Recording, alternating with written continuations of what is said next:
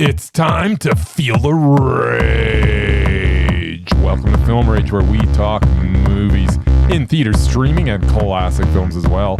Directors and actors beware, as you cannot hide from the rage. My name is Bryce, and I'm part of the Film Rage crew, which also includes Jim. Hey there, Jim. Hey, Bryce.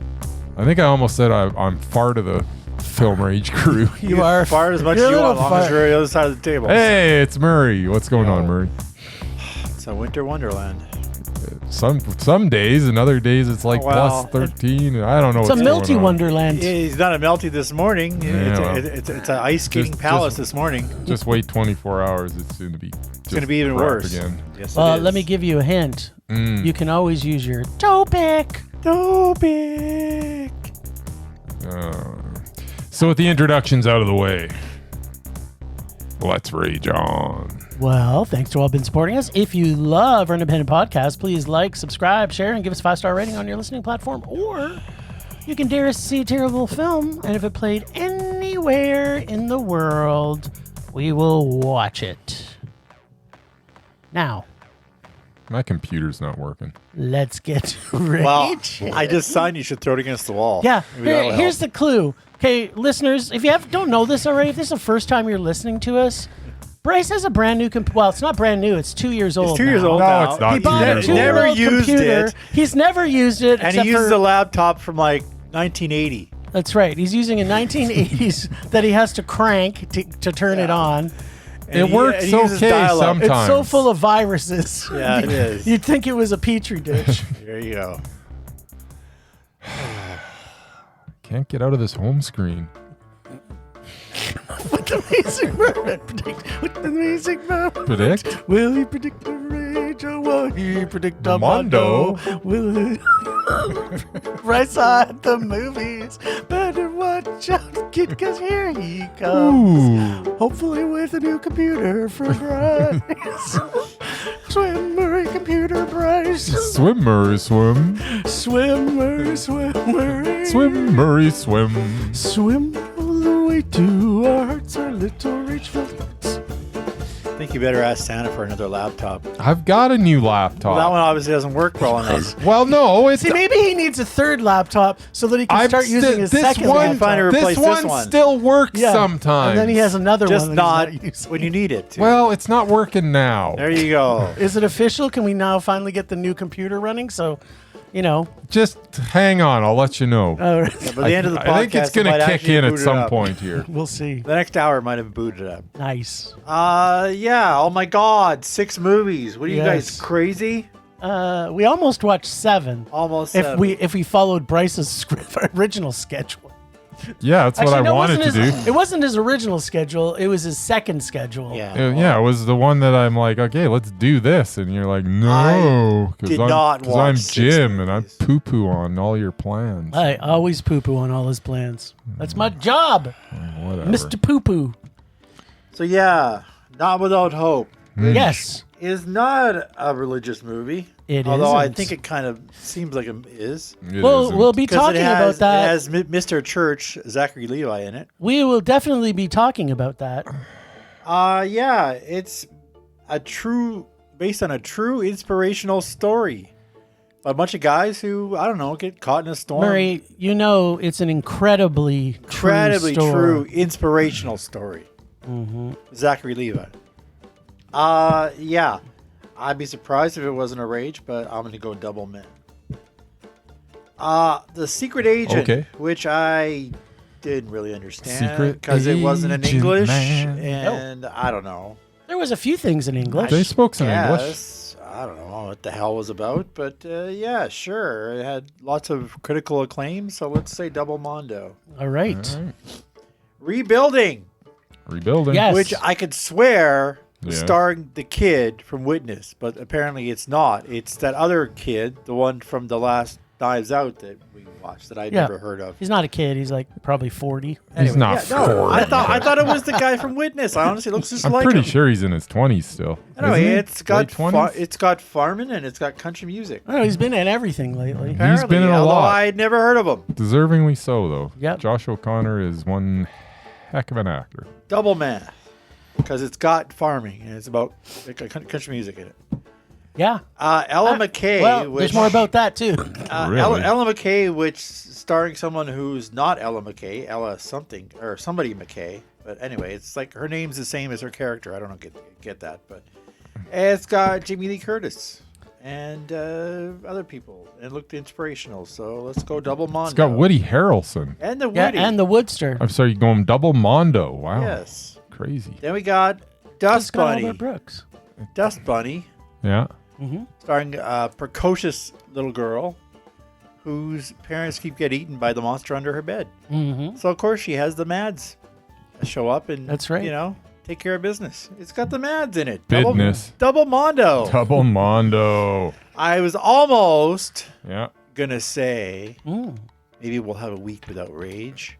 Yes. Uh-huh. And then I saw a movie last night, which Jim and I both fell asleep in because it was fucking 11 o'clock at night, which You fell asleep in Silent Night, Deadly Night? yes, because it was so goddamn boring. It wasn't boring. It was yeah. a very short sleep. Double Rage. If you guys liked it, I'd be shocked. It's So there you there go. you go. Oh my god, it was Prepare horrible. to be shocked. I took a 5-minute nap. I didn't hate it. because it wasn't. It wasn't. I watched the original. Yeah, I did too. But I watched the original like There's I'm trying like to 2 months ago. And there's like and four of them on Tubi. I didn't watch any of them because I didn't want I didn't the I'm trying to think if like the second one has aspects of this. Anyways, we're not I talking about that don't right care. now. I We're don't think. not talking about that. We're talking about not Murray without hope. to. Yes, inspirational. Okay, True story. so the first thing we need to talk about in this is a fucking Christian conversion film. I don't Is it? care what Bryce says.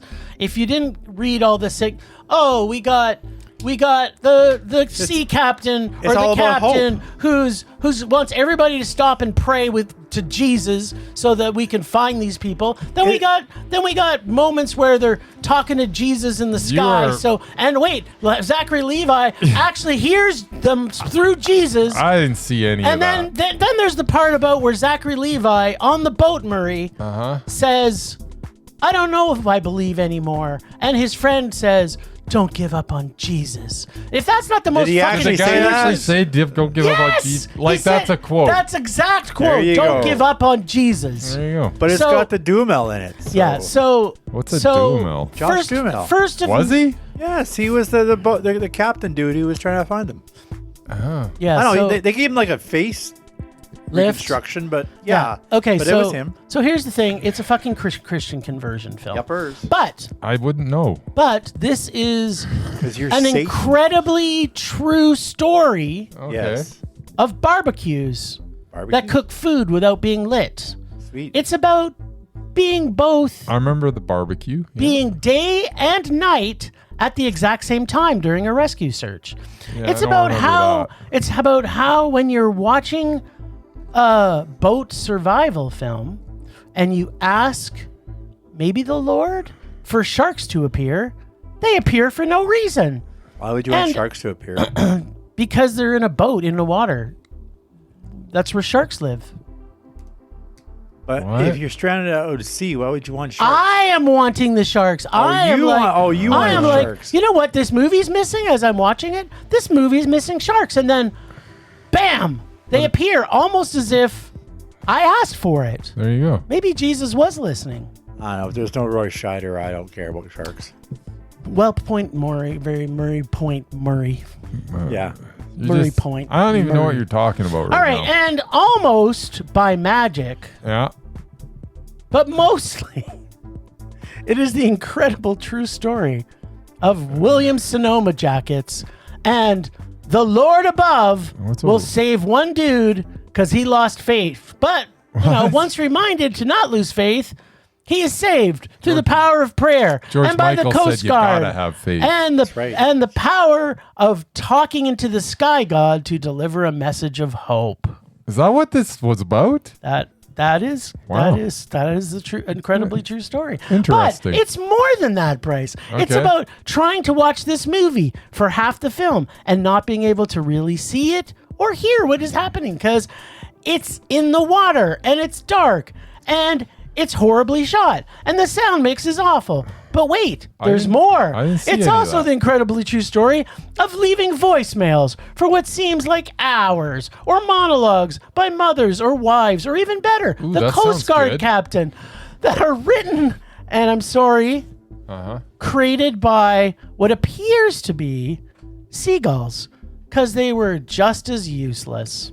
Seagulls are just okay. I don't know. What's And going on finally, right now. the incredible true story of rage. That Zachery Levi is another Christian conversion film that we had to watch. And when I tell you, Bryce, that we should not see this film, you better start listening to me from now on. It's and not the biggest film love, incredible... Jim, and it wasn't by a Christian conversion studio. did you see the 72 studios? There was a bunch of them. Yeah. Oh, and the biggest incredible true story is that this was basically... the major studio was VVS. Yeah.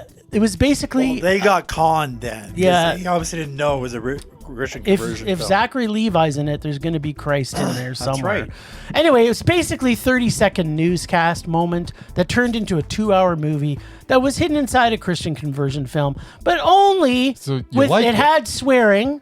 So now we not only have films by Kingdom and Angel Films that we don't want to watch. Now we have Yes. anything that Zachery Levi is in. Yes. I am putting on the list that we don't have to watch. Because with the 16 production companies, I haven't gone through all of them because I'm not taking the time. There's At least- literally about at 16 least half of them. of them are probably and I'm religious. sure half of them are funded by either Angel Films or some kind of Christian-based garbage. This was... I didn't know This this was- going in. This was horrible. Okay. It was like the worst movie I've seen this week. Every week you say that. Let's say this week. I'm saying this week. Okay. That's It's it. by far the worst movie I've seen this week. So. And yeah. I saw Sorry. What was this? Ella McKay. So What was this movie? What was this movie called again? Not Without Hope. Not Bryce. Without Hope. Right. So I sit down to watch Not Without Hope, and I'm getting through, and they're having a barbecue, and Yep. I'm like, okay. That's like in the first. And 5 then minutes. they're like, hey, let's go fishing, and I'm like, okay, cool, because that's probably where this middle of the all barbecue. this stuff's gonna happen. So I see them get in the water, Yep. and they sail out, and I hear them go, oh, there's some weather approaching. We better hightail go, it back to get back to shore because that does not look good. Yep. And then the credits rolled At the end of the movie? Because he fell asleep. because I slept whole through every single minute of that movie. You know what? Wow. That's not true. There was a lot of ruckus going on, and I came through for a little bit of consciousness, and I saw the boat go down because it was so noisy. It didn't fully go down. Well, it kind of went like I saw capsize. oh, okay. Yeah, I saw the boat capsize, sort of, through a kind of just a sleepy haze. Yeah, yeah. Mhm. And then I'm like, okay, I gotta try to stay awake. And then you realize it's Zachery. What's the point? I really tried. I really did. And Then you heard muffled voices. It literally lasted like 7 seconds, and then I heard music, and I woke up, and the credits were Credits are rolling. rolling. Sweet. So I did not see this movie. I saw the first bit, and it was awful. I can only assume it's a rage, but Did you not notice the barbecue wasn't lit? I not really. I was kind of battling my eyelids at that point already. So, yeah, this is, by the way, full disclosure, this is the only movie I fell asleep in. Somehow spoiler alert. Somehow I stayed awake through Ella McKay, but this one I slept through. It was not good. But plus, maybe I was just too tired. But We I did don't watch think that. Because you six go to movies. 6 movies a week. We did watch 6 movies this week. Yeah, but yeah, this one I did not make it through, and then I was thinking, maybe was there a time when I can go back and see it? And then I was like, Jesus! After watching that first 20 minutes or whatever, I stayed conscious through. I don't think I want to go back and see it. So, okay, can we just do a quick recap here? Yeah. So, I said before we went to see this Yeah. that this is a Christian conversion film. Yeah. But I didn't And see Bryce- all the stuff made you're me- talking about. Bryce made me. The fucking title is Not Without Hope. Yeah. Who But sa's anything? It has Zachery Levi But in it. and it's got Hope Zachery Levi in it. hope is hope. It doesn't necessarily need to be religious The only people hope. that say hope are Christians. That's true. Because Yeah, they're hoping that their God is real. Yeah. It's going to put And them he's gonna somewhere save after them. death. At any rate. Okay, well, let's stop talking about that. 'Cause So I guess we got a single rage. you can press the button because only one of us watched it. I watched it for You- a little bit. For 20 minutes, you don't get anything. All right. It was All right. bad, though. Yeah, it was super bad. And Right. it's the only thing probably that was true on it was that 3 people died and 1 guy lived. Is that what happened? I'm almost 900%. Was the guy who lived sure. Zachery Levi? Of course it was. They're a bunch of, there's like football players, right? Yeah, they were all football players. Okay. Yeah. He Famous wasn't- famous See, football I was players. awake. And he wasn't Kurt Warner? No. No. Oh, well, I'm not, Just the guy that played Kurt I'm Warner. not uninterested then. There It's you not go. about Kurt Warner. I don't care. All right, well, there you go. Which was another Christian conversion. It was. But it's about the best NFL quarterback of all time. Wasn't about Joe Montana. Shut up. No, that's true. Wasn't about Tom Brady. Yeah, it wasn't No. about Tom Brady, the actual best. Those are kind of the two that if you're gonna have an Nuh-uh. argument about who's the best of all time, Between those two. it's Joe Montana or Tom Brady. Well, okay, we can do an NFL podcast or a movie podcast. Well, you brought it up. All right, so You opened that okay, can of we worms. need to stop talking about this Zachery Levi movie. I don't Just- want. By the way, I'm gonna go on the record. I don't really like Zachery Levi. Yeah, this is not the first time you've said that. Yes. All right, we're going aware. to talk about Secret Agent Man. Secret Agent Man. Was he, though?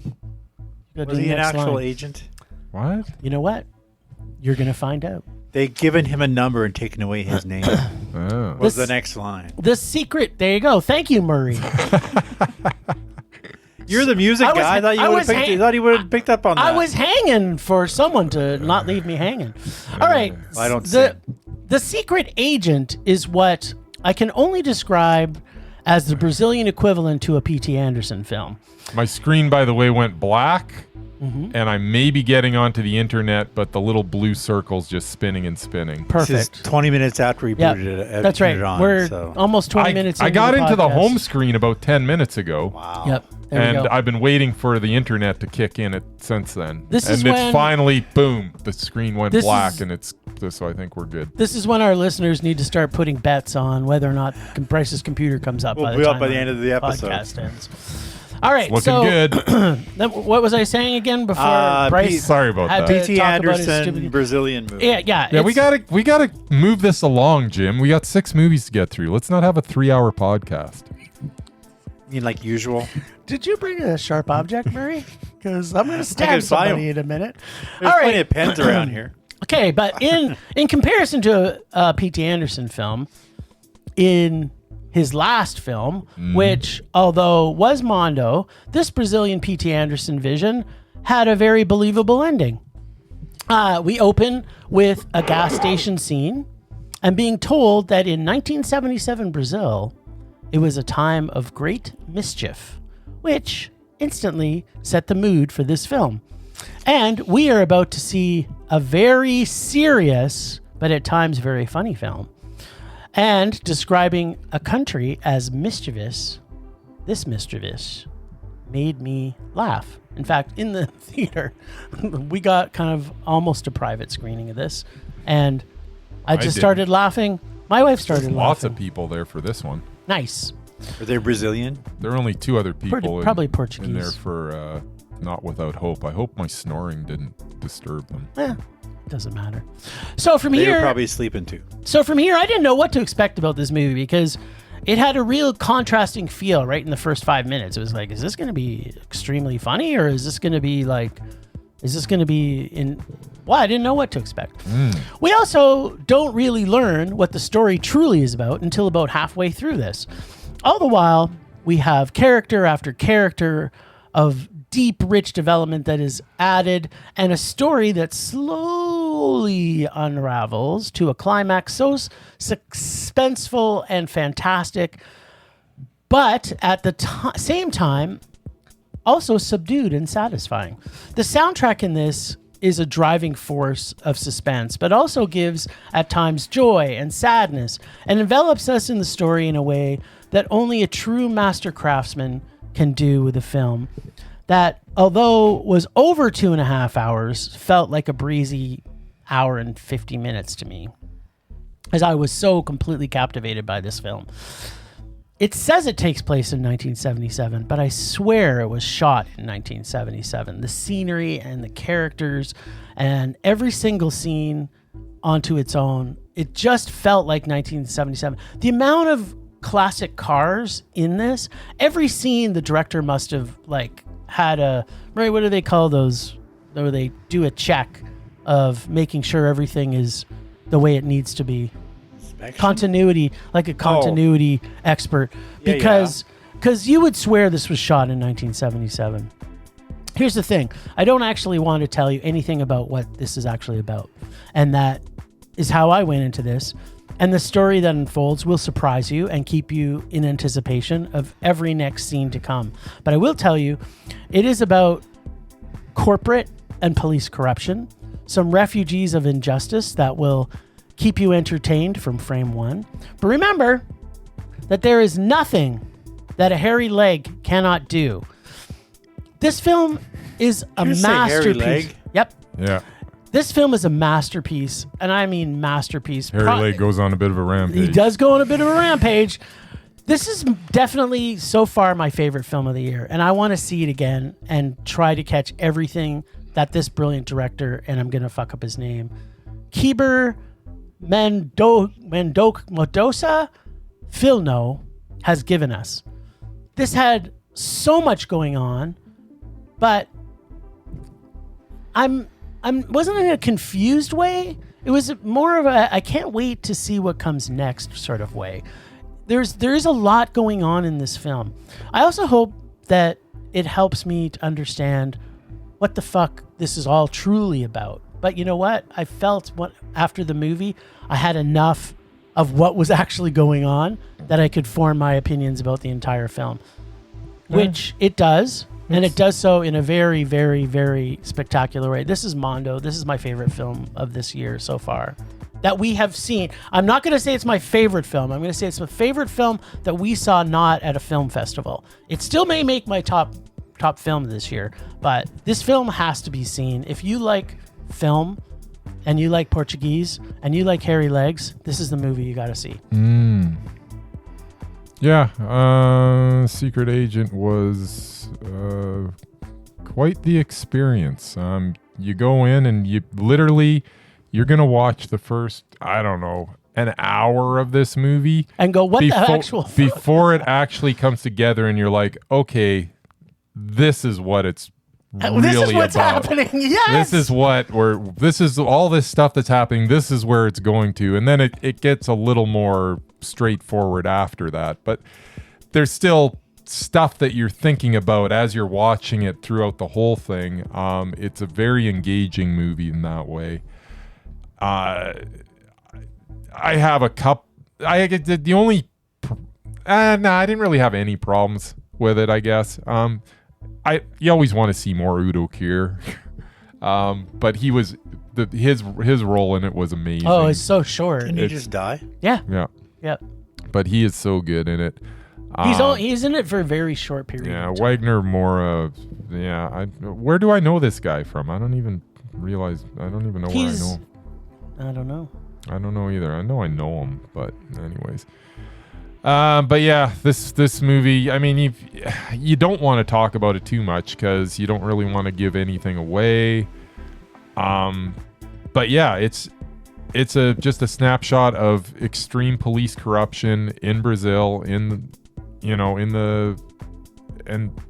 it's like it's kind of an amazing little film. And the technology that they're talking about that's still relevant today that they were working on at that point, which I didn't even realize what was this in the 70s? I didn't even realize they were working on that stuff in the 70s, to be honest. Yeah, no, you know what? Well, we could talk about engineering back in the 1900s or turn of the century. Yeah. We could have had water-driven cars if people actually followed the science that was being done back then. I tell you. But yeah, no, very good movie. I don't know it's a hard movie to talk about because you don't want to. Yeah, you can't really talk about this film because it'll spoil it. Yeah. But just know you 'Cause- will be confused as fuck until about halfway through, and then you go like, oh, okay. And then you'll still have some questions, and that's okay. But really enjoyed this a lot. It was Mondo. I'm not going to go as far as you as saying it was the best film of the year, but it could make my top 10. It was very good. I enjoyed it. There's I'm trying to find her name, but the lady who runs the refugee. Oh, she was amazing. Oh my god! What was her name in the story? Because everybody just kind of had a first name. Just for her. She had like every time everybody addressed her, it's like when we say hey Murray or hey Bryce, they had to say her full name, and even her big reveal about her going to Italy and whatnot in the film. It's like, fuck, every character. This is why I love this movie so much. Yeah. Is that every single character is extremely defined. Like, every single place that every single character, and that doesn't happen in a lot of films. Like, you get this number of cast, you're still kind of going, okay, what's this guy's story? What's this guy's story? You don't fully know their story, but you know this character. And for me, as you know, character-driven films drive me over story, drive me over plot, drive me over dialogue, anything. If you can develop characters this rich and this deep, I am sold. And it's funny because it takes a while to develop the main character in this, but it's amazing that you can watch half this movie and you don't really know what he does, why this is happening to him. Yep. Well, and you kind of have it in your mind that he must be a certain type of person and come from a certain type of background. He must maybe have some sort of training. Like who knows? Well, I thought he was a secret agent. And then you find out, no, that's not it at all. That's not the story at all. He's just a guy. Don't spoil it. Go in thinking he's a secret agent. Yes. That's what you need to go in. All right. You need to go in thinking he's a secret agent. Yeah, I'm already... the more I talk about it, the more I'm spoiling stuff. So just don't listen to me. Just go see the movie. Yeah. I don't know. Subtitles, and it was confusing. This would not be a Murray movie. No. Although the extreme graphic violence in this, you probably would have liked. Like, some of the gunshots that blow the people's half their face off. It's kind of like the effects in this are pretty fucking. Well, he was a secret agent. Sure. Let's go with that. Okay, let's go with that. Okay, so we go from secret agents to rebuilding country folk. So is that what we're talking about? Yep.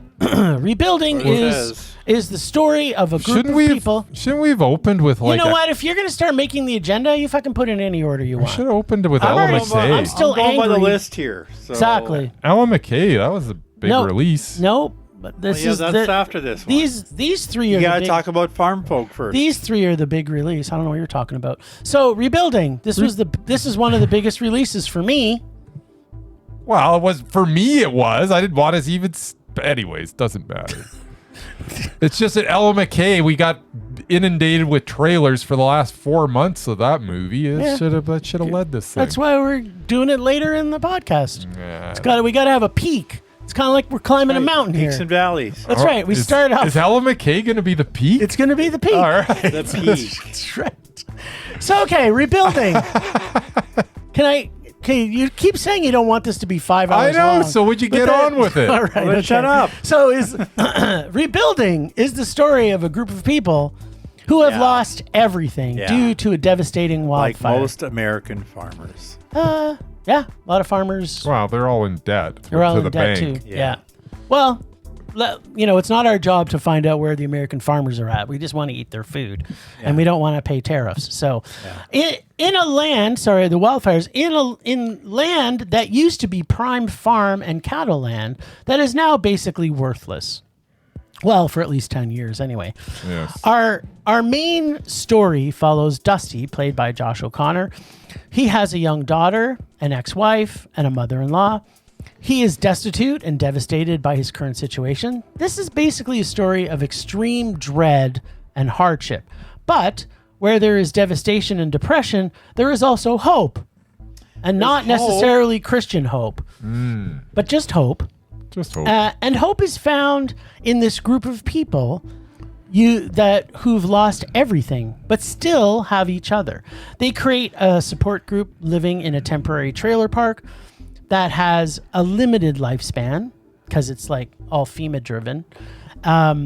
It also is the story of a broken man who, through the power of a free library, Wi-Fi, earns back the respect and love of his daughter. Here's a clue for everybody. The free Wi-Fi by libraries is free 24 hours a day, apparently in the U.S. Mm-hmm. And everybody in the neighborhood goes there to get their free Wi-Fi. They don't shut it off when the doors close? No, apparently you can just go park in the parking lot or across the road and you can still get it. Turn off the modem. Some people actually live by the library just so they can use the Wi-Fi. Right. Yeah. This is a bit of an observational drama with a narrative story. Think like Nomad Land. Thank you. But instead of nomads who travel, this group of people love where they are. And by circumstance, out of their control, they are left with nothing but a broken down trailer and a newfound family. All with the same hopes and dreams and care for others. As Dusty moves into this place, he even tells one of the residents that he's not like these people because he still has land. And in a way, he's kind of saying, I'm better than this. The story... Initially he was, yeah. You're right. The story is one that, although I kind of felt like crying in sadness or crying in comfort or at times crying with joy, it's a story that at no point did I feel excessive amounts of emotion. But at the same time, there is like a slow enveloping hug that is put around you. And you start watching this, and although the hug never gets constricting or overly tight, it's still comforting you the whole time this film is on. I never felt that I was worried for these people. They were survivors. They had each other, and I accepted them. And I felt if I was one of them, I'd be accepted also, which is super powerful. It's not necessarily super powerful, mind-altering story, but I felt this is a film I will rewatch many times in the future when I need to feel comforted with specifically about humanity and feel hopeless and lost. So anyone who's in a depressive state, you should definitely watch this movie because one thing you need to know is that you are not alone. And what I loved about this film is that it didn't over inundate us with like, if you know somebody who's, blah, blah, blah by fires. But if you go see this movie and you are in a bad state, this movie will make you feel there is hope. Not Christian hope, real hope. The subtext of this film was listed as, it's like a film version of a country song. But that can't be true because as a genre, I hate country music. And the music in this also helped to soothe me. But also... I hate new country music. Yeah, I don't like general country music. Was this George Strait country music? No, this was more like folk country. Yeah, it's very guitar. Like. It's kind of guitar driven. Like Woody Guthrie? Maybe I don't know country music because it's not a genre I listen to. So is Anne Murray country? Anne Murray is country. I guess so. She is 100%. Why? This wasn't like an Anne Murray song. 100% country. I'm just trying to find out who all country is. You guys, I don't know what country names. is. But the music, maybe this was country music. I don't know but this felt like campfire music to me. That's what it felt like. It was like I'm sitting around a campfire, and I liked it. The music was good. It fit the movie perfectly. There you go. But also, this was Mondo, and no country song has ever made me feel mondoed. There you go. In addition to all of this, it has a perfect ending. And when I say perfect ending, I was just chanting under my breath, please fade to black. Please fade to black. Isn't it nice when it does when you think that? Please fade to black. And then it did. And that's exactly what I got. Yep. An absolutely perfect ending to the perfect hug of a movie. Yep. This is definitely a hug movie for everybody. Needs to see this movie. Yeah, and this is I didn't cry at all. Yeah. Like you know me, I should have been bawling my eyes out. They didn't make me cry. They made me feel hope. the one thing I appreciated most about this movie is that it was 95 minutes long, and that's what it needed to be. Well, I don't understand. Anyways, I'll get on with that later. But yeah, this movie was just absolutely based on the performances. It's a very observational movie, as you said. You know the situation. These people have lost everything. Let's just sit back and watch how they interact with each other. And it is just so beautifully shot. It is just so beautifully acted. It's hard not to come away from this movie just feeling warm. I absolutely adored this movie.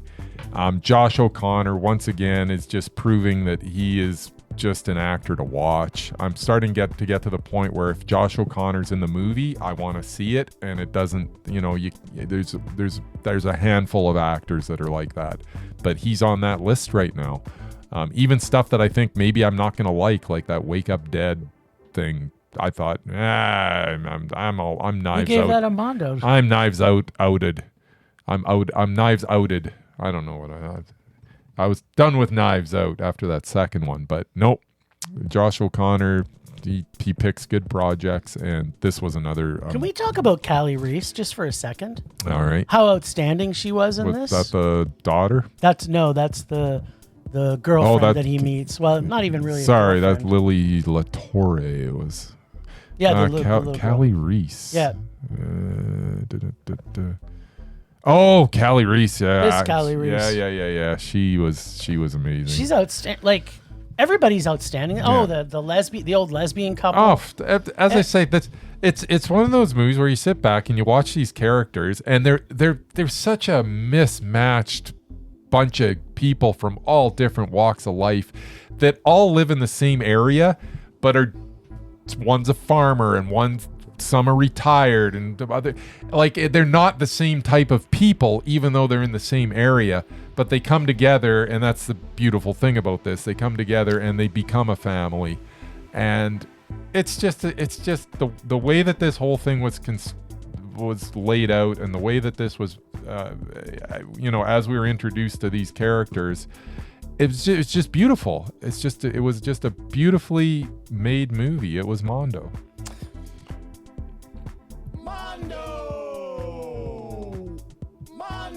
I was trying to remember where I saw her last. She's in the last True Detective Yeah. with Jodie Foster. Jodie Foster from that Jodie Foster movie. Yeah. Being the True Detective TV show. Yeah. Yeah. She's one of the she she's one of the woman? leads. Yeah, I didn't. No. I didn't watch. I didn't watch that I can't remember season. what her name was, but Yeah, her she's co-star in Canadian. that show. I She's can't remember Canadian. what her name was. Yeah, but- she's Canadian. And Callie Reese. She's one of the main. Callie Yeah, Reese. Kelly. Yeah. So if that's- you that's haven't what I'm talking seen about. True Detective, the Yeah, last no, season, she's the other lead. yeah, Yeah. that's no. her. No, Jodie Foster can't stop talking about how great she is. And now neither will I. There you And go. she's not been in a lot of stuff, so I plan No. on seeing everything she's in too. If those two are in a movie, I want to see it. All right, we right, finally so- hit the peak of this mountain. The peak of the mountain. Ella McKay. Now, if you, if you just read me the cast list for this movie, and you gave me that list 5 years ago, I might say, this cast alone is worth seeing this movie for. But, of late, even though a lot of these actors I have loved in the past as actors, now these actors could be a combined list of doubted actors. You know, where if they're in a movie, there's no doubt that this is not going to be a good movie. Just like our doubted list at Film Rage YYC. Check out our list page where you can find out who is doubted. This cast probably could all fit on there. And then maybe some that are repulsive. Now, what about this movie?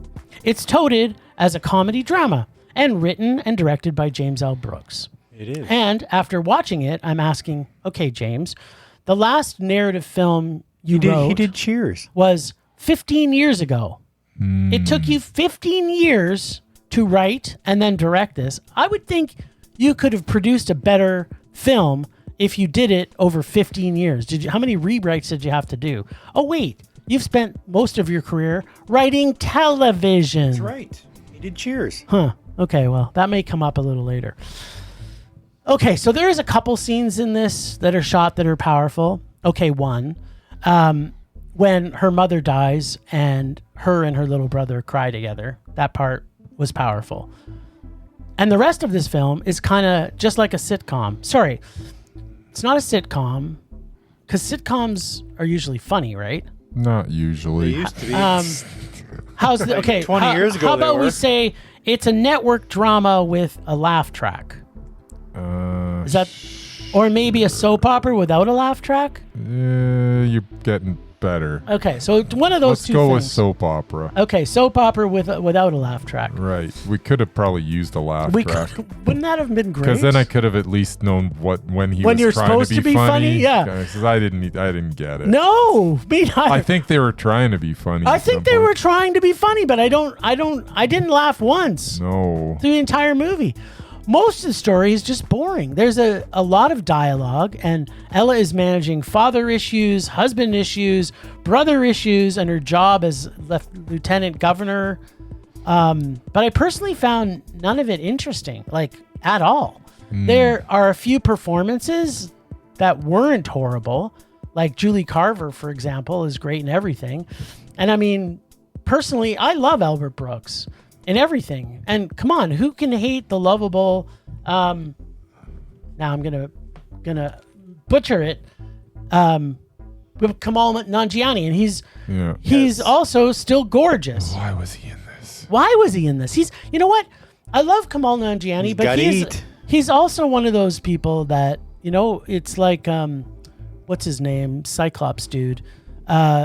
If he's in a movie, it's probably going to be bad because he Marsden? makes bad choices. Yeah, James Marsden. Him and James Marsden, I love both of them as actors, but they make bad choices. Mm-hmm. All right.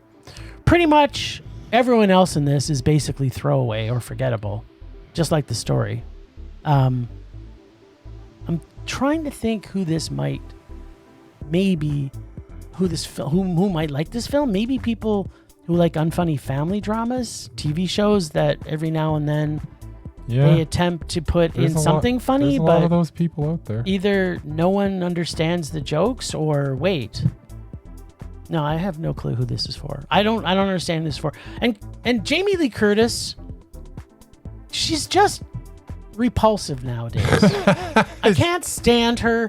Her and her, like, Because she won an Oscar.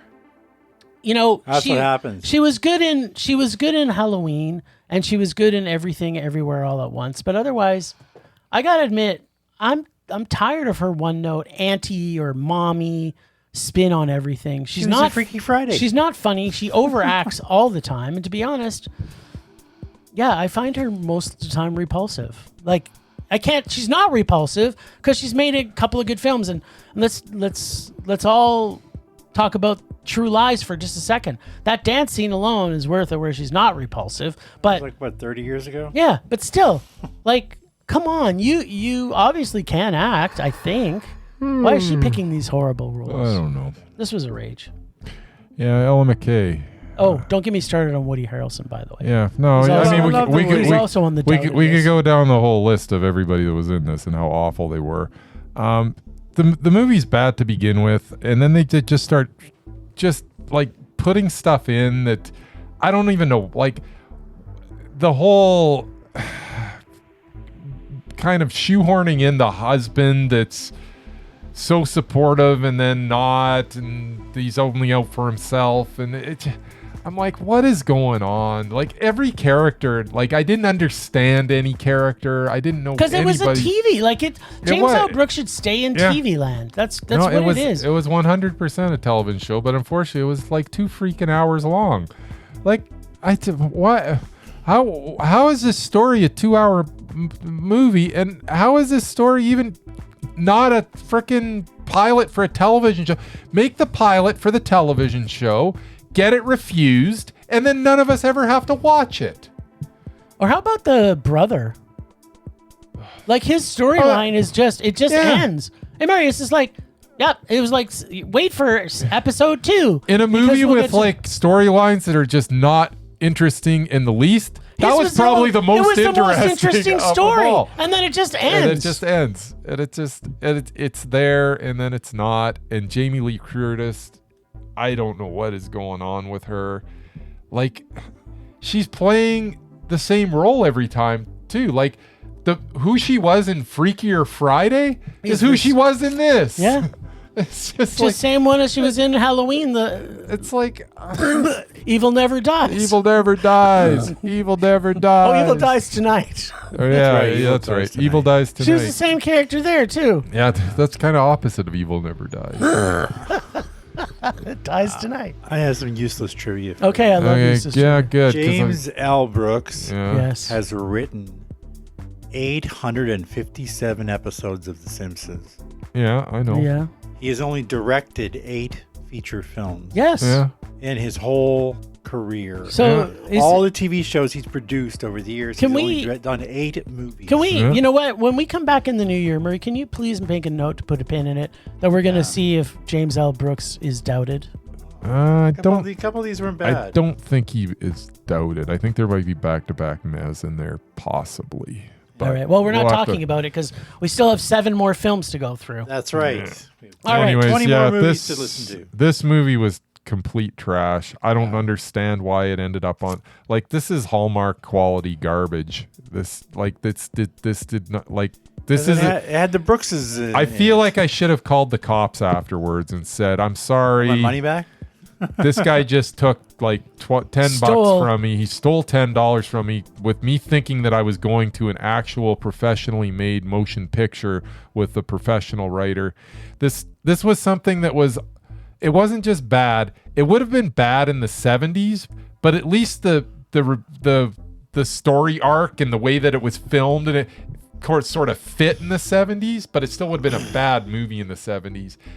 In this day and age, it's just dated. It's bad. It takes actors that I'm having less and less respect for and just absolutely cratering them. Like, everybody in this is awful.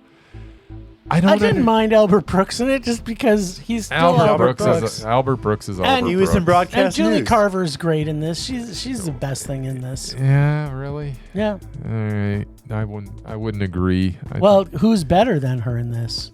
Ella McKay no. or whatever her real name is. Emma McKay is her real Sure, name. Emma- Emma whatever. Emma Mackey is her real name. Whatever.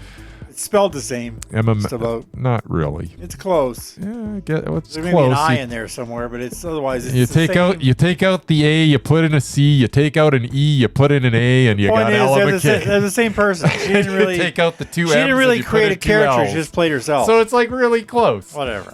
Anyway. Okay, it's about time. Anyways, did you it's press rage. button? Yeah, rage. I hated this movie so much. Yeah, it wasn't good. All right, Dust Bunny. Now we get the Murr on these. So Murray got the last two. We're gonna get the sweet dulcet tones of. I'm sorry, the Merman. there's still 2? There's still 2. What the Yep. hell? Let's Save the 2 move this best along, ones for man. last. That's right. All All right, Dust Bunny. I think I might agree with that. All right, this is the most original horror fantasy comedy, Leon the Professional like Hong Kong action gangster Children of the Corn film I've ever seen. Wow. It And was out there. that's now a new genre. This is a story about a little girl who keeps saying there is a monster under her bed, and no one believes her, which is kind of what happens all the time when kids say there's a monster under my bed. You should probably believe them. But they eventually do because they get eaten by it. But for a while, we are thrown into this world that could be a fantasy-driven It film. was like John Wick. Yeah. The opening was like John Wick. Yeah.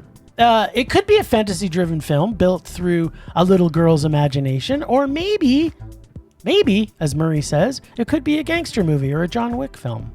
We don't know. The little girl, played by Sophie Sloan, who plays Aurora,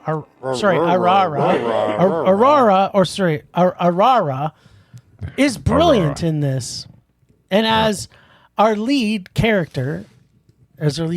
character, getting to see her go toe-to-toe, wit for wit, line for line, with the most gorgeous and fantastic Mads Mikkelsen is a treat to behold.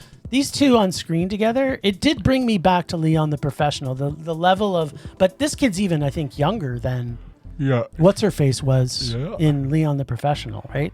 This kid's brilliant. What's her face? That would be Natalie Portman. Portman. Whatever.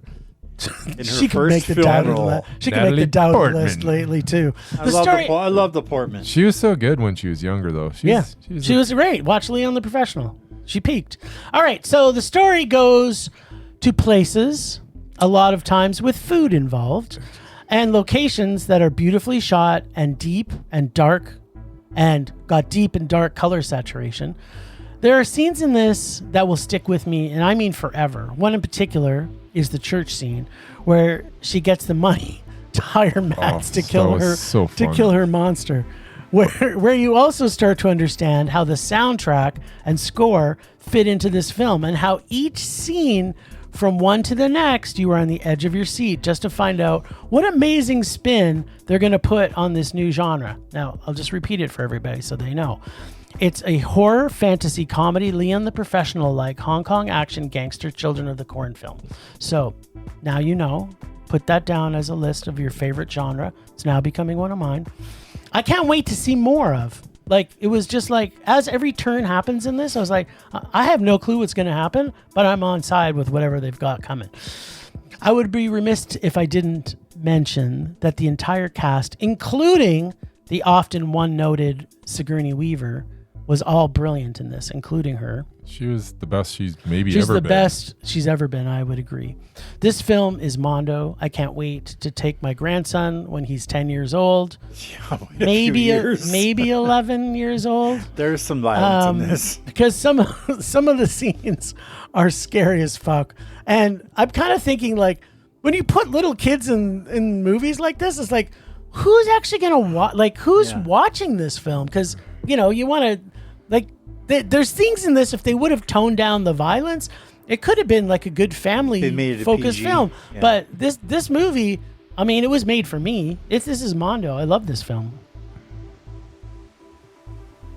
Murray, what you got? As I was doing my podcast duty to watch the many, many trailers for this week's show, I watched the trailer for this movie.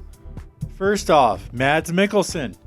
Boing. Sigourney Weaver. Not and so a boring. giant dust bunny creature. Yes. I was in. As luck would have it, Monday was a super nice day after a weekend of cold, crappy weather.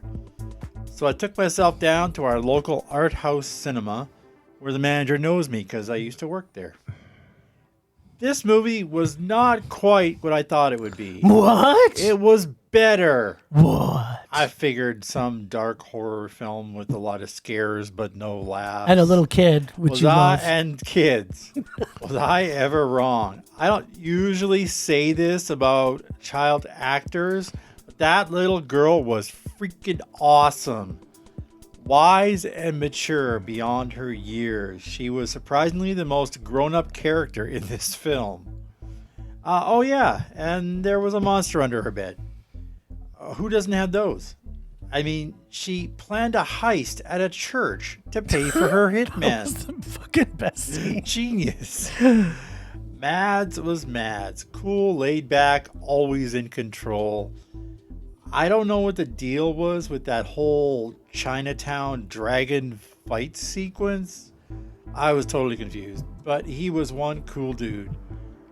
Sigourney was freaking hilarious, just the right amount of snarkiness and cockiness to pull it off. That David what's-his-name was good too. David Dashmalchian. Yeah, I'm not going to say it. He's brilliant. I really enjoyed watching the Dust Bunny take care of business. Every day. This film was so weird, so wonderful, and so wacky. Hell yeah, it's a Mondo. It was awesome. And you don't like weird, so I don't usually like weird, but this was just the right amount. Because I could actually follow the story. Okay. All right, Brycey Pants. Dust Bunny. Actually, before you say anything, can we all just talk about the fact that Mads Mikkelsen is by far the most gorgeous human being that's ever lived. Can we just talk about that for a second? No, Like, I have a tough time watching him on screen sometimes. I don't even know what you're talking because about. he's so beautiful. He's just a guy, He's man. not just a guy. He's just a guy. Keanu Reeves is a guy. Albert Brooks is a guy. Mads Mikkelsen is like... I have my man crushes, and he's one of them. Well, he's... I'm not saying but man crush he's because... Scandinavian, so he's just inherently beautiful. He's just gorgeous. Sorry, okay, go ahead. Over to you, ugly. Yeah. Yes, Mads Mikkelsen was good in this, but he wasn't. He was just Mads Mikkelsen. He's gorgeous. It's tough to watch him sometimes. It's not tough to watch him. He's just a guy. He looks like every other guy. No, I don't understand he doesn't what look you're like saying. any other guy. Anyways, there's guys, and then there's Mads Mikkelsen. Then there's Mads. Yeah, this was a lot of fun. This movie, it's one of those movies you went into it and I had no idea what I was getting into, and I pretty much knew when I saw that little dust bunny underneath the bed that I was gonna love this movie. Just that the little dust bunny that just all of a sudden just appears there. Grew to like and then he's got this little angry face. Then he's got a little angry face. It's like, oh my goodness, this is gonna be fun. And it was, that Sophie Sloane, the kid in this was she's got a future for sure. I hope that she doesn't fizzle out like a lot of kid actors do, because she was wonderful. And yes, Mads Mikkelsen was amazing as he typically is. Pleasant surprise was Sigourney Weaver in this, because I kind of every time she comes on screen these days I kind of go. But she shut me up real quick. She was very entertaining, just such a well-written movie. And I don't understand why this Brian Fuller's been in the business for as long as he's been, and this is like the first thing that he's directed and written. What? So yeah, I know the name. So I'm gonna add him to my favorites.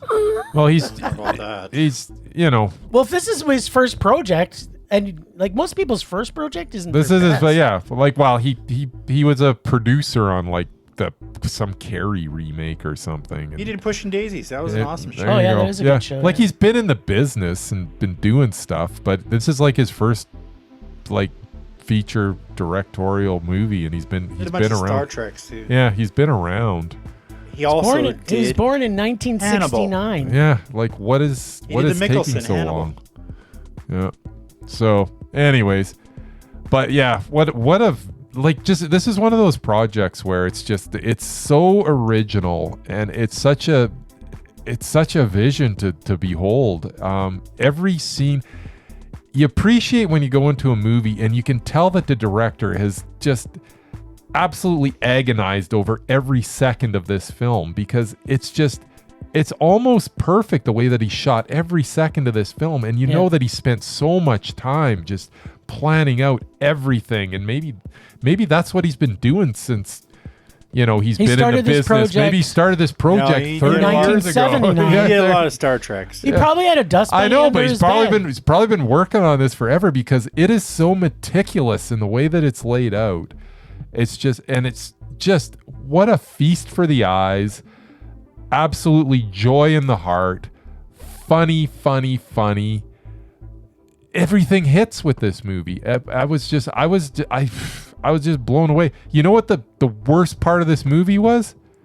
David Dastmalchian, and he was great, but he was the weak part of this movie. Well, and you can say he's the weak part of the movie. You know what? I'm gonna say no to Bryce on that. He was not weak. You cannot put his name. I'm saying he's a weak part of this movie. He was still great. You can't say it's weak if there's no weakness in a film. But you can say he's the least fantastic person in this movie. He's the least fantastic. That great. He's the least fantastic in this movie. If you want to get all positive on me, well, it's because there was no weakness in this film. He was a weak part. No, of this you are. If this movie had his level in the whole way, it just would have been his character called for that. I think he could have done more with it. No, I disagree. He was fantastic. Anyways, that's a minor quip. But some moronic quips. Whatever. But yeah, no, wonderful movie. And oh my goodness, that Sheila team. Oh, jeez. she's also gorgeous. Put her and Mads Mikkelsen together in everything. There you go. All right, well, they're together in this movie a lot. Mm-hmm. But yeah, just a wonderful, wonderful movie. It's just the originality and I just love when I go into a movie and it shows me something new and something that I've never seen before. And that's what this did, and I absolutely adored it. Dust Bunny was Mondo. Before Murray presses buttons, can we just talk about the church scene? Like, the church scene. Like, well, yeah, they had a whole musical number. Her parents, the Lord's Prayer, and they made a musical number out of it. And the parents get killed, so you think she's in church looking for something solid, looking for something. You know what? I don't want to spoil it, but when the church scene comes on and you see this movie. There's just this the scene where she's just. I thought it was like, is this going to turn into Weapons 2.0? She's like running out of the church. Oh my God! To the music of the Lord's Prayer. Lord's Prayer if as that's music, not, as a dance number. Yeah. Mondo.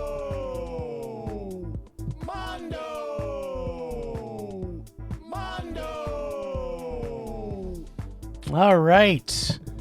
Silent Night, Deadly Night. Yes. Now, just so Murray realizes, I did not sleep that long. No, I slept more, but I did look over and you were passed out. It was about, I did have my eyes sort of just resting. Well, because there is some resting eyes. It was 11 o'clock at night. Yeah, this movie, if you fall asleep for 5 minutes, you probably didn't miss anything. You didn't miss anything. Yeah, that's fine. And I don't even know if it was 5 minutes. But that's part of why it was so good. All right, thank you. All right, so look, I'll say this right off the top. If I got dumped in a traumatic Christmas tree ridden old folks home, my grandpa pukes blood, and my parents were murdered in front of me, all at Christmas, I'd probably be a little unstable too. I'm not gonna lie. Oh, you wouldn't like Christmas. Although I could tell you one thing. Well, I might like Christmas. Depends on some other things that happened. Although I'm pretty sure that my advent calendar would still have chocolate in it. I don't know about you, and Murray. not blood. And not blood. Because that thing has been pretty used. Like every year is just piling the blood on top of it. Yeah, well, who's got money to get a new advent calendar? Yeah, or put chocolate Apparently in him, because he kills people. Yeah. Just take their money. He should take their money. But that's not what it's about. He's not a thief, Murray. They're dead. He's got to Need live. it. He's got to live. All right. He's got to get a job, which he does. Apparently very easily everywhere he goes. Yeah. Well, Yeah. if you're willing to just do crap, you can get a job. You can do job. Yeah, everybody. I beg to differ, but anyway. Maybe in the States it's different. Maybe in the States it's different. There you go. So this remake has a real vintage feel to it. It honestly looks and sounds like it was also shot in the 70s, right down to the music, which I actually appreciated. Yeah. What I didn't love was the whole inner multi-personality angle. If you're going to do the voices that, in his head. make it funnier, like Spawn, like It was like Spawn. No, it wasn't. It wasn't funny like Spawn. Not Spawn, Venom. Venom, yeah, sorry, that's the one. Yeah, We've mixing got up the black similar masked looking people. Yeah, characters. there you go. You have the wrong Todd McFarlane. There Yes. we go. Venom. Did them both. Okay, it was does he only know how to draw one thing? It was Santa Claus Venom. Oh, It's like It's- I kept on expecting to go sausages. He did Crazy Spider-Man. There you go. So this just felt kind of half-baked. And the romance, Really? we absolutely did not need this much romance. In fact, we didn't need What a the remake. world needs is a little more romance. Yeah, a girl he met, I think 3 days later, they're like, They're Exactly. soulmates. Hey, Yeah, sometimes whatever. soulmates are soulmates, my friend. by the way, she was in Happy Death Day. That's where There I you remember go. her from. All right, so we didn't need a remake at all, in my opinion. But if you're going to do one, maybe don't turn it into a slasher love story with a heart. Yeah, That's not totally Silent do Night. that. Yeah, he was like the hero of the movie. This is not Silent Yeah, he's Night. a hero. Okay, so for those of you who haven't It's seen a the original, reimagining. yeah, it's definitely a reimagining because the original Silent Night, Deadly Night. Regurgitation, you mean? No, is- if it was a regurgitation, Jim would have been happier. Maybe I don't know if I would have been happier. Well, the kills, you didn't like that they did something new with it. Well, I don't. I like the original concept of it. Yeah. The kills needed more blood and way less romance. Yes, I'm saying it again. Less fucking romance. There was way too much romance plot build up to the 25th of December, and I started getting bored.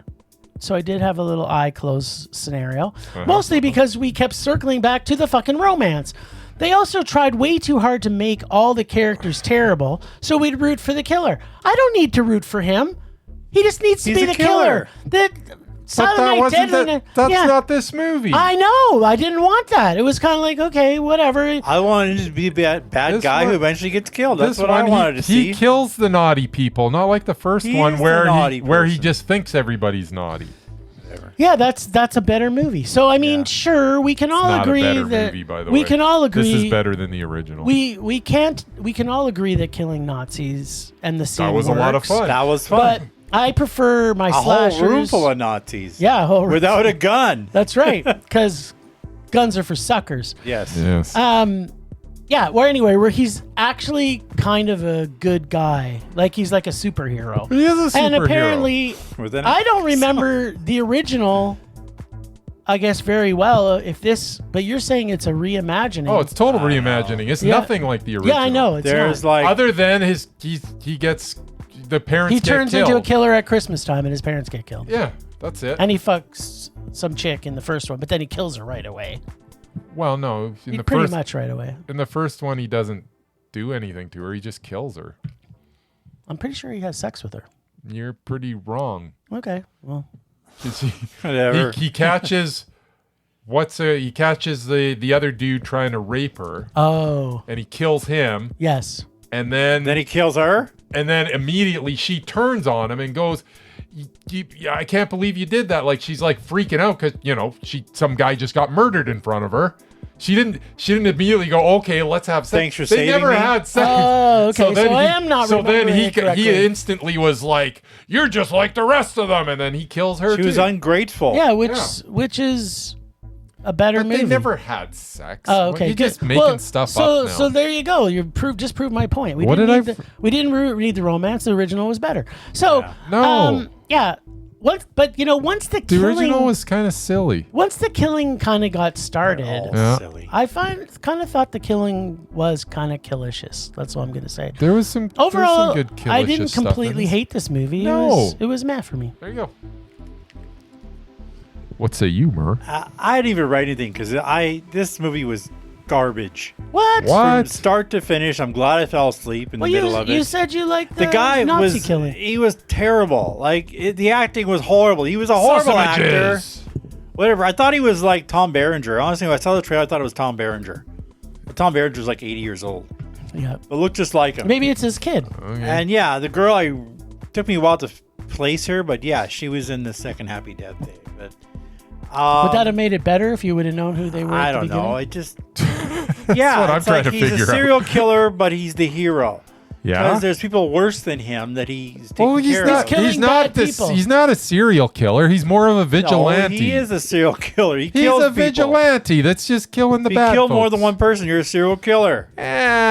Whatever. We'll Anyway, call and him yeah, A. he just drifts from town to town, getting jobs just like that because of his awesome one-page resume, and then he kills everybody around him. Then he moves on. Yeah. Whatever. No, it was horrible. If you see But the- he's constantly battling with that. he wasn't battling. I it. don't Yeah, like he horror was. movies to begin He's with. trying but to this stay was- good, and yeah, he just this didn't. is- He didn't want to go down that path again. But you know what? This is one of the worst things I've seen. It was horrible. You It get was a rage. some But people. you like the Nazi killing. That was like 5 minutes of the That's whole like- movie. That was such a good scene. And it was so stupid kill because- Deidre, and then gets Kill erased. them all. And then that says kill Nazis. Because they're Nazis, which means they're probably right wing, which means they probably should have had guns. They But went did to the have guns. did. They But took no, him as they she went- had the gun. Yeah, because she was the leader. All the guns were at the front. Don't you remember? Yeah, but nobody went to grab her. They just stood around 'Cause and they waited were for him to locked pick them off. inside. They were locked inside. No, like they didn't even like move against him. Yes, They they just did. Why are stood you there. overanalyzing that scene, man? God. It's a horror movie. I did enjoy watching her die. That's all I can say. But the rest was a rage. It was horrible. Yeah, no, it was a completely different than the original. The only thing is, I mean, yes, there's a Santa killer, and yes, but in the original, it's just some psychopath like killing people. In this one, it's still some psychopath, but there is a reason that he's killing people. And yeah, he's killing people because he's possessed by. But he's killing them because they're the voice of Chucky. But he is an anti-hero in the year because he only kills bad people. He's not on a rampage. That still makes him bad. Still makes him bad. But that's why he's an anti-hero. Oh, okay. Otherwise, he'd be a hero. Yeah. See, I like my Santa killers to be just evil. Yeah, straight up evil. And that's the whole thing. This was a different movie. He wasn't evil at all. Yes. He just had a way of dealing out justice. It's not for everybody. Not for the faint of heart. Not for the faint of heart. But and I was fine with the romance. It was whatever. It was way too much romance. But you had to have the romance because you gotta set up the sequel, and without the romance, we can't set up the sequel. What are you talking about? If he didn't have sex with her and lived with her and all that stuff, the week that he knew her, they had to have that connection. No, they didn't. They couldn't have had the same because then it would have made sense. The fact that this was the only person that he connected with is why this made sense. He connected with her dad too. They could have had him in there. They could have had. No. He did connect with her. Like I'm just saying they didn't have to have sex with her for him to pass on his love, his love juice. Absolutely. Sorry, his superpower juice. Super mojo. Yes. At any rate, this was a different spin on it. It was quite enjoyable. It was okay. The violence was fun. It was okay. The humor was pretty good. It was okay for the most part. Yeah, it was. If you went in expecting like a remake of the original, you're going to come out going, "Oh, what the hell was that?" That's what I expected.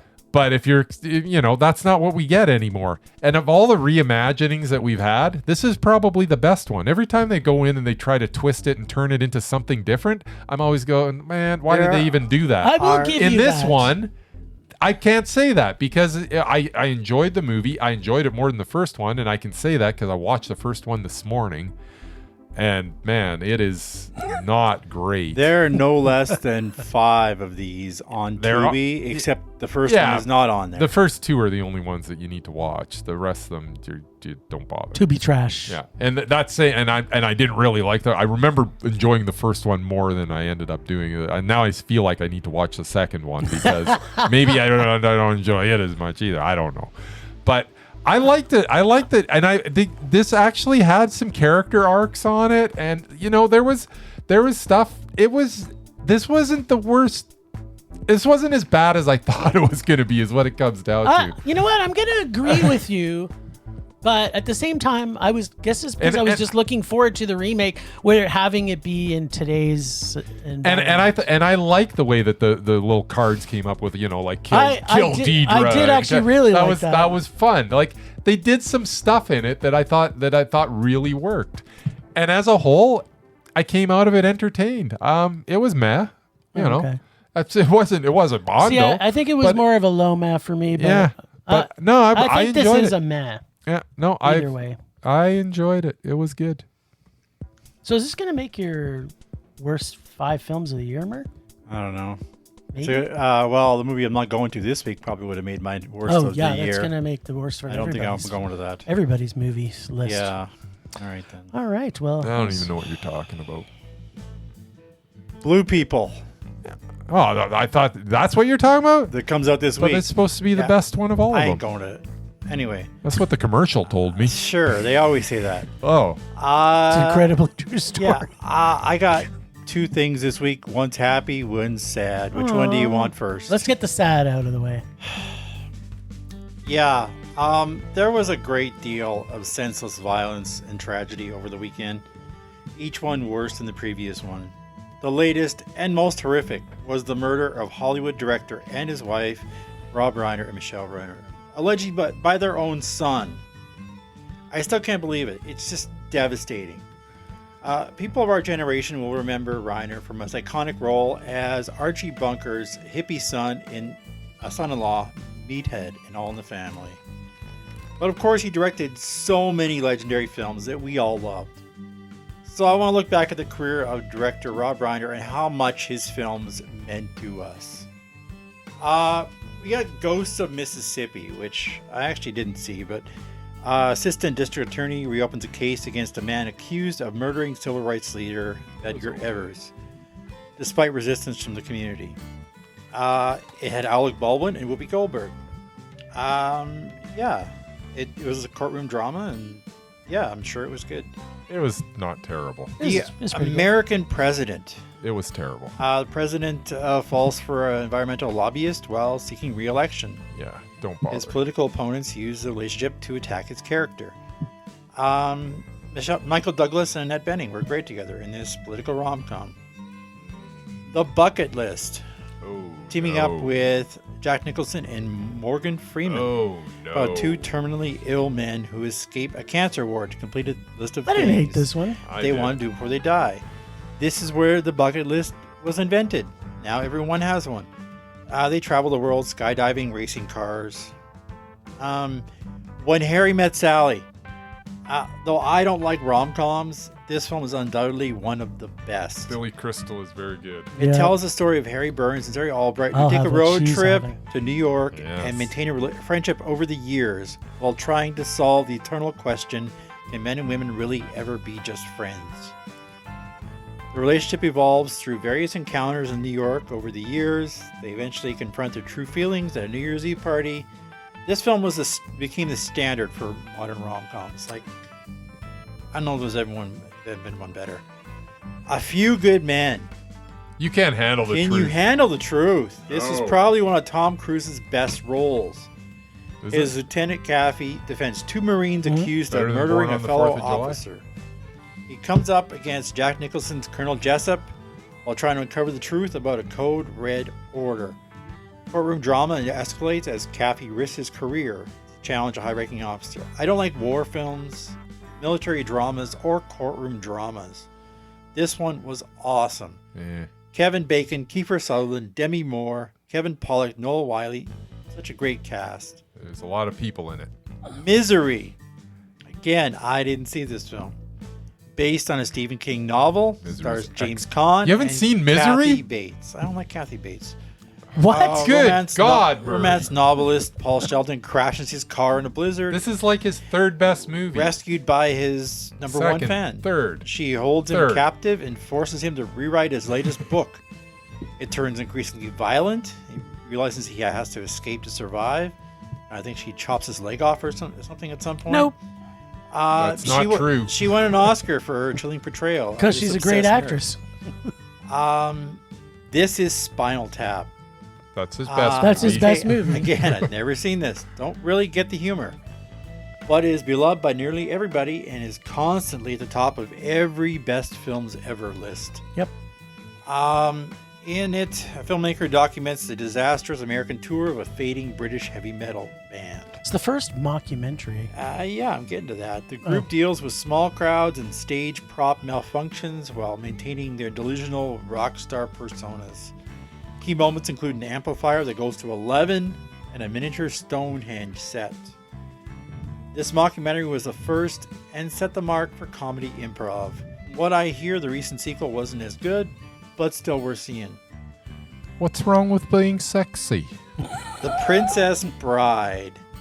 Truly a classic with Peter Columbo Fall. Yeah. As a grandfather okay. who reads a You're book an to idiot. his sick It's okay. grandson It's Fred fantastic. Savage, but a farmhand named Wesley, It's his fourth best movie. who must rescue his true love. The adventure involves a giant and a master swordsman and a battle of wits with a criminal genius. Wesley faces several perils, including the fire swamp and the rodents of unusual size. The fairy tale blends romance and comedy and adventure in a beloved cult classic with Andre the Giant, Cary Elwes, Mandy Patinkin, Robin Wright, Billy Crystal, Carol Kane, and Wallace Shawn. It's a very quotable classic, is legendary.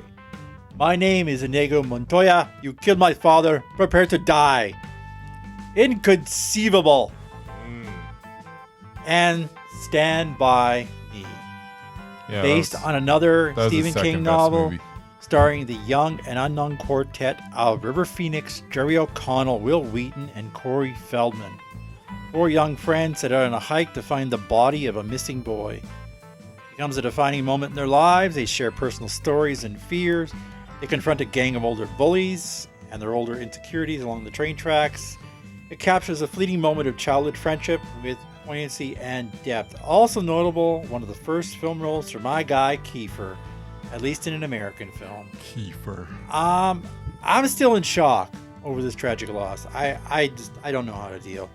Real life can really suck sometimes. Just reinforces how much we need an escape of films right now, good and bad. I highly recommend a Rob Reiner double or triple feature with any or all the films I just mentioned. Thank you, Rob Reiner, for the memories. You've missed one of his better films, which is North, which is the best performance by Bruce Willis of all times as a rabbit. Yeah, and a little bit of Happy. He directed North? Yep. Okay. I didn't think he did, but a little bit of Happy. I finally got to see a movie you guys saw last year because it was on TV, Red One. Nice. With Chris Evans and The Rock. I love Christmas movies. This was nearly a Mondo. It was nearly a perfect Christmas film. The one exception. Whatever 12-year-old they cast as the witch was absolutely horrible. I could think of 100 actresses who had done a better job. But other than that, I mean, J.K. Simmons as a jacked up Santa, awesome. They had Krampus in there as his brother. That was freaking amazing. Yeah, Chris Evans and The Rock, they had a lot of good scenes together. And Lucy Liu, still kicking ass. Yeah, it was almost an awesome movie except for that witch. But yeah, I loved it. It was great. Anyway, that's what I got. Awesome. And then North. Don't forget North. Sure, go see North. North. Temperature rising. It's fantastic. Vision okay. Bruce blurring. Willis at his finest. Rage That I'll agree with. taking over. Boom, boom, boom. Okay, this podcast episode is going to go 7 hours long. You're just going to jump into it? I'm just going to jump into it. So my rage this week is Bryce. I Why? literally it was What did I do? originally going to be Bryce Okay.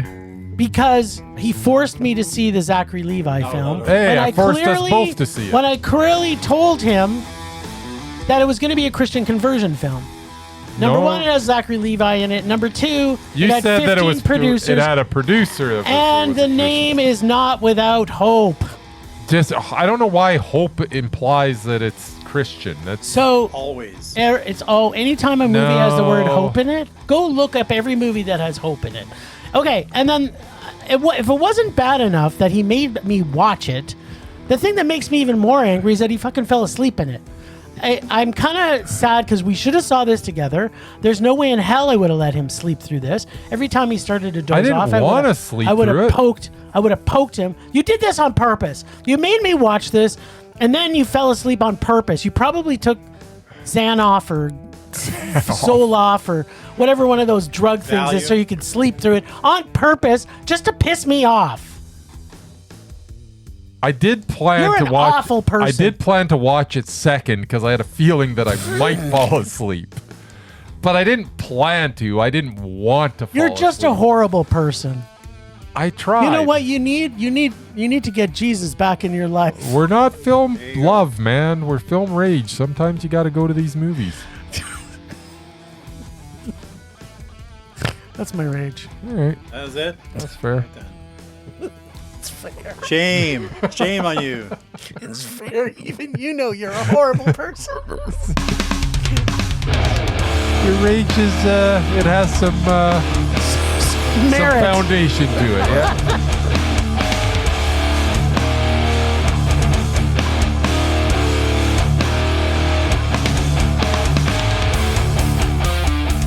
All right, my rage's real simple. If you're gonna make a horrible movie like Ella McKay, or if you're gonna make a horrible movie like the Christian conversion drowning in the sea movie, then can you at least make it 90 minutes long? I am sick of going to 2-hour plus movies. Like every Like time Wicked I for came out of Good. both of those, and I'm like, what the hell? It's like almost midnight. Half my life is over. What is going on that it's almost midnight and I went into these movies at 9:30? This is insane. Yep. Because there's like 20 You know what? We're probably going to start getting an hour of commercials and trailers before movies now. Both these movies, one was pushing 2 hours. I think the other one was over 2 hours. So, and there's absolutely no reason for it. Number one, let's just start making shorter movies. And number two, if you're going to make a bad movie, just at least try not to make it like over 2 hours. That's all I ask. Make it under, let's say, an hour and 45 minutes. 77 minutes. That is the maximum that if you're going to make a bad... And you know you're making a bad movie. You have to know. You can't be that dumb. Come on there, James L. Brooks. You were doing this movie and you're like, wow, this is my frickin' masterpiece? No, you weren't. You knew this was garbage. You knew this was garbage, and yet you still bloated it out to 2 hours. What? Just stop. So yeah, if you're gonna make a bad movie, at least make it short. It's pretty good. Yeah. But that's not what makes it a good rage. The longer it is, the more rage we have. It was still gonna be a rage. Yeah, but you're even more ragey now. It's kind of good. Maybe you should have Okay, so Okay, make let's bad make movies them- longer. Make I them guess. longer. Maybe you should have taken a nap for that one. Yeah. I wish I could have fell asleep. I was trying to fall asleep during El Rage. McKay. Subside. Pulse. Slowing. Anger fading.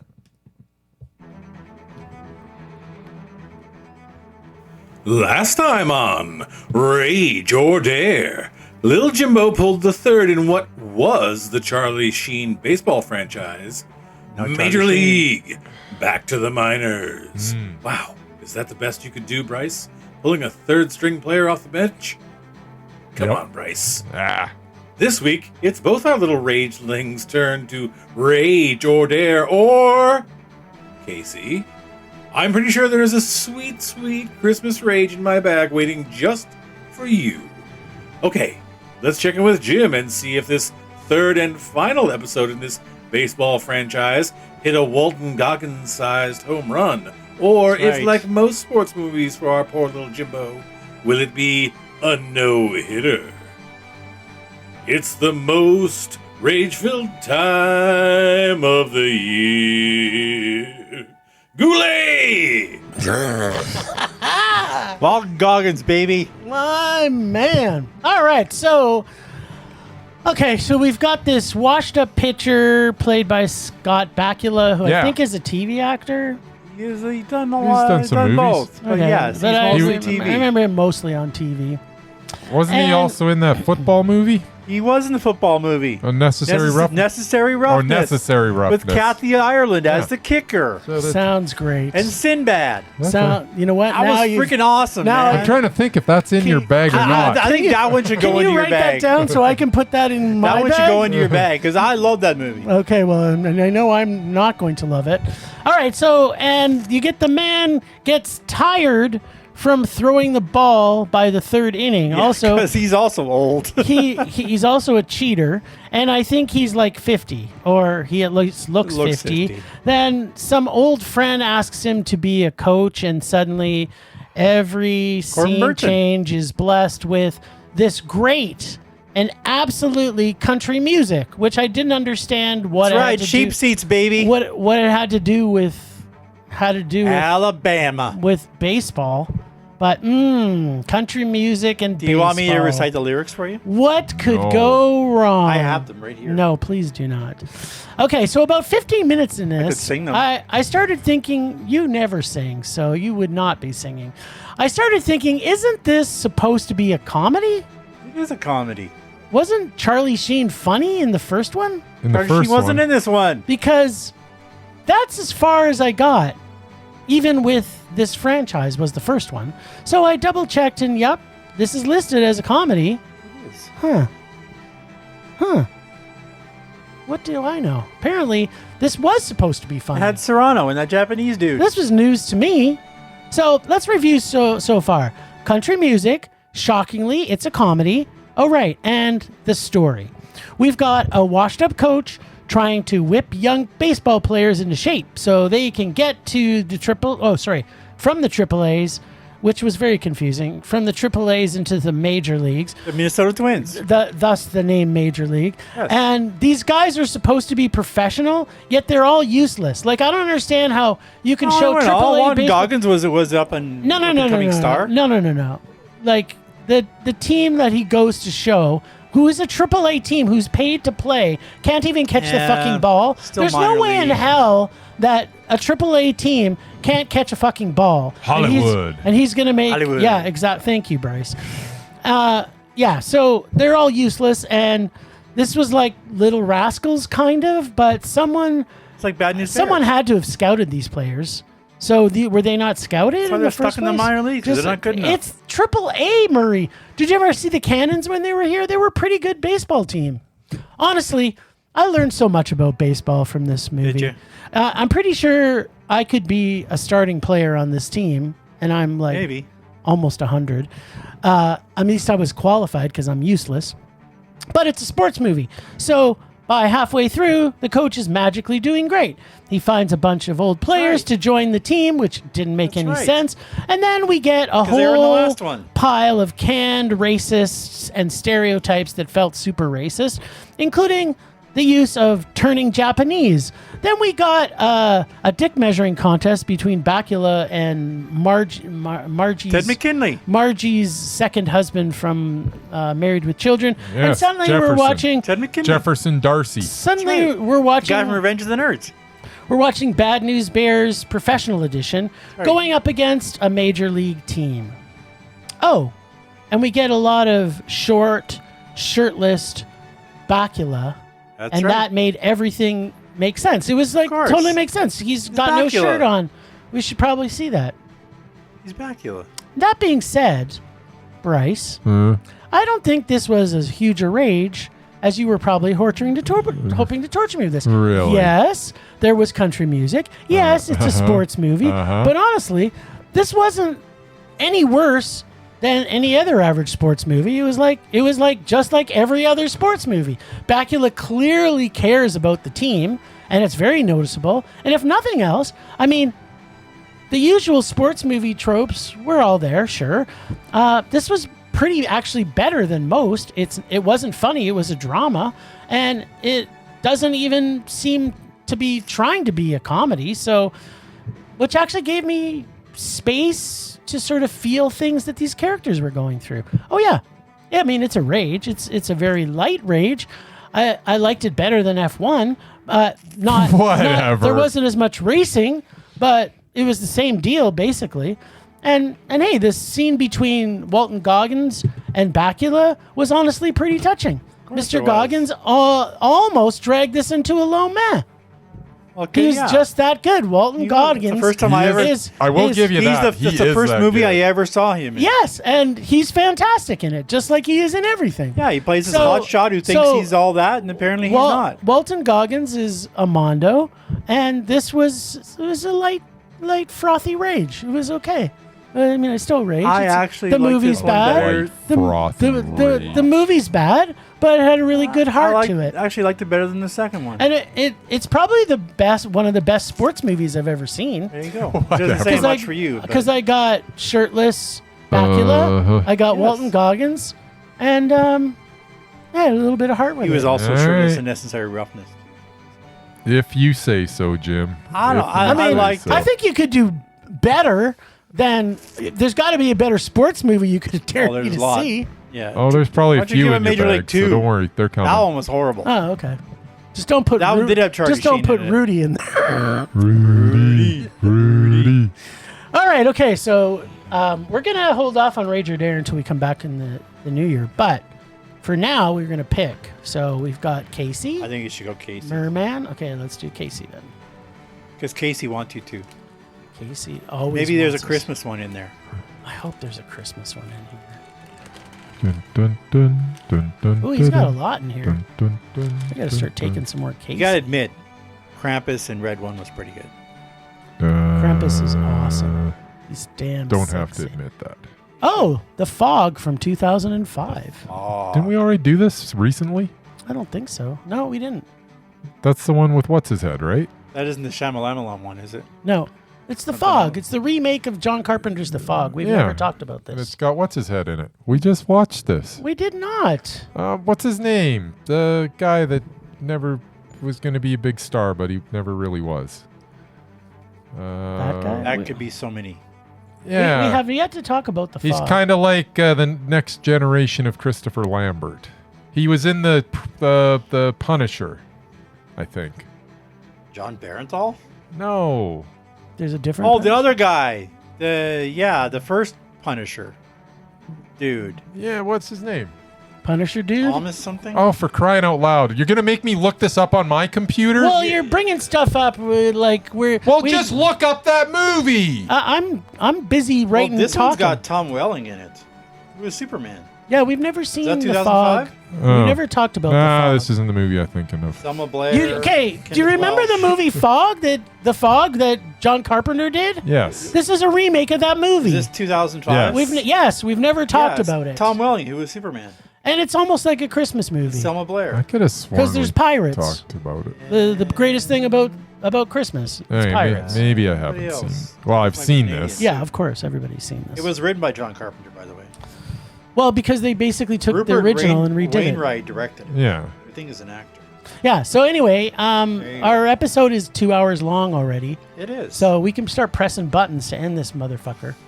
Merry Christmas. well, whose idea was it to go to 6 movies? You should just put all of them into a hat and pick Wow. 2. no, Jim wanted to go to 5. I bumped it to 6. that's right. I actually wanted to go to 7. You should have saw only 4. But then Jim had to poo-poo my plans. I did poo-poo his plans. And we will be back next week for one more episode before our Krampus episode. So stay tuned. Thanks, Ragers, for listening. Thanks to Extended Film Rage family. You can find on our show notes. Thanks to Casey from The Nerdy Photographer for the voice of Rager Darren, our God of Rage. Find us on social media everywhere at Film Rage YYC. Check everything Film Rage at filmrageyyc.com, including our merch site for Redbubble and TeePublic. We're always going to make this a raging blast for all listeners. So please comment, like, subscribe, and share, and give us a 5-star rating, and send us emails to filmragecalgary@gmail.com. Dare us to see terrible movies to fuel our rage, but no matter what you do, please, please, please, pretty please, please, please, make us a rage. Well, that's it for this week. Rage on! Oh, and there's 6 movies next week, too. What? Rage on. Not from either, is it?